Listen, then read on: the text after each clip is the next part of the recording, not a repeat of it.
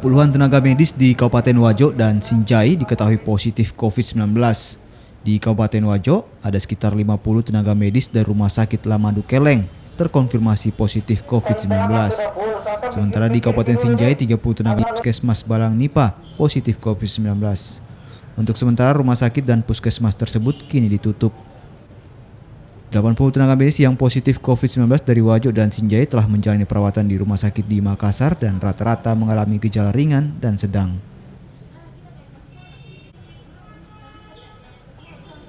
Nah, tantangan kita sekarang ini karena beberapa tenaga kesehatan kita di daerah juga mulai terpapar, katakan misalnya Sengkang, kemudian Sinjai.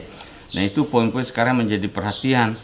Karena kalau tenaga kesehatan kita yang terpapar, artinya beberapa layanan harus ditutup. Nah, tentu menjadi tanggung jawab kita untuk memonitor daerah-daerah atau layanan-layanan kesehatan yang seperti sekarang ini.